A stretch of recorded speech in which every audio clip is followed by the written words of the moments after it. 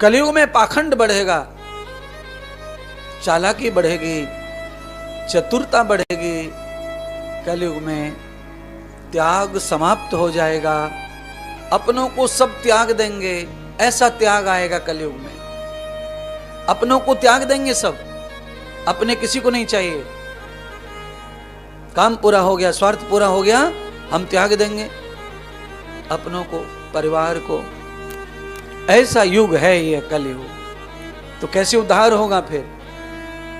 चाणक्य कहते हैं यथा त्वयान कर्मं भूयः, चाहे जगत में दुनिया में कहीं भी जाओ कमाने खाने के लिए, पर शाम को परिवार में आ जाओ तो ही स्वर्ग मिलेगा, अन्यथा स्वर्ग नहीं मिलेगा।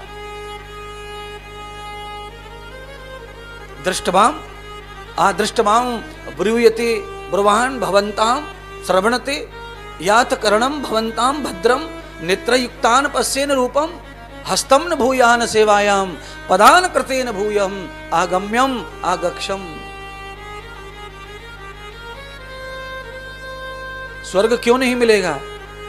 क्योंकि आंखों से कोई अपना दिखेगा नहीं, कानों से कोई अच्छी बात सुनाई पड़ेगी नहीं, जीभा अच्छा बोलेगी नहीं, हाथ कुछ सेवा विवा करेंगे नहीं, पैर अच्छी जगह जाएंगे नहीं, मन सही जगह टिकेगा नहीं, तो स्वर्ग मिलेगा कैसे? सुख मिलेगा कैसे? शांति मिलेगी कैसे? आनंद मिलेगा कैसे?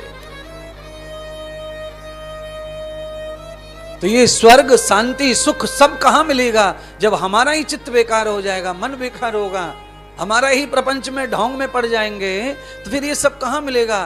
तो फिर कहा ये भगवान संतों के चरणों में मिलेगा आनंद, पर संतों की सेवा में आनंद मिलेगा, संतों की वाणी का आनंद, संतों के दर्शन का आनंद मिलेगा। क्योंकि संत में भगवंत समा जाते हैं उनके भजन के प्रभाव से। कैसे समा जाते हैं भाई? कौन सा विज्ञान होगा समा जाने का? जैसे दही में मथनी डाल दो, दही चलाने बैठ जाओ, ज्यादा गर्मी पड़ रही है, थोड़ा सा ठंडा पानी डाल दो दही में, चलाते रहो चलाते रहो चलाते रहो।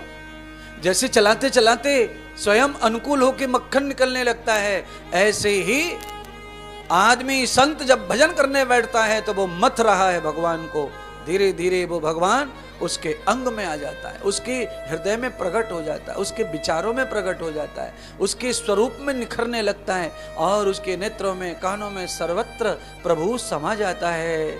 तो उसकी वाणी भी भगवान की हो जाती है, उसके नेत्र भी भगवान के हो जाते हैं। कैसे हो जाते हैं फिर? दूसरा उदाहरण जैसे दारू अंदर चली जाए तो पूरा स्वरूप दारू का हो जाता है।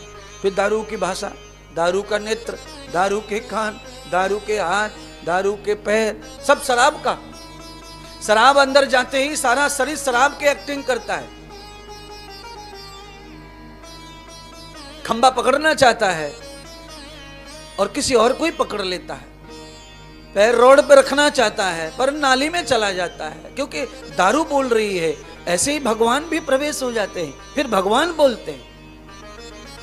लॉजिक समझ में आ रहा है कि नहीं? दारू और भगवान कहां? लहसुन खाएंगे तो डकार कैसी आती है?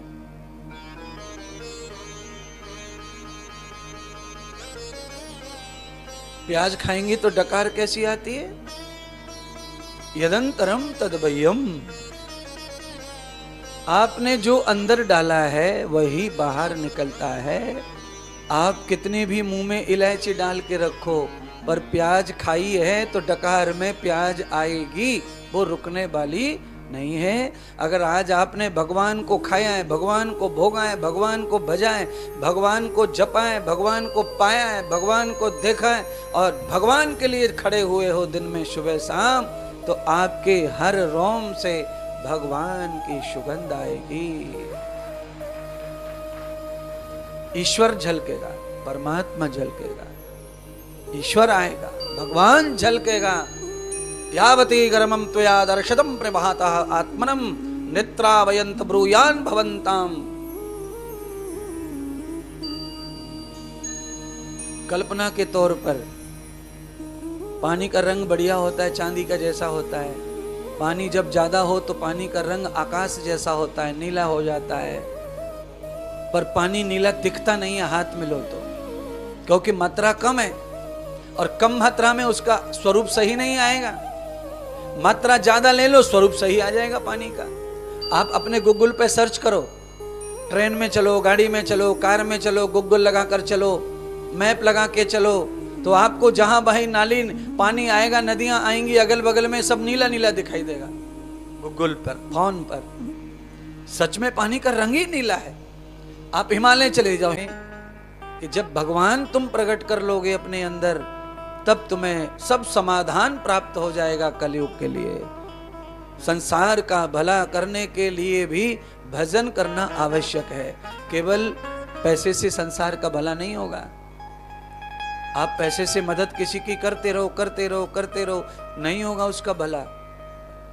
पैसे से मदद करके आप उसका भला कर नहीं सकते। आप उसे सहायता तो कर रहे हैं, सहायता का लाभ वो ले रहा है, पर उसका भला नहीं हो रहा है।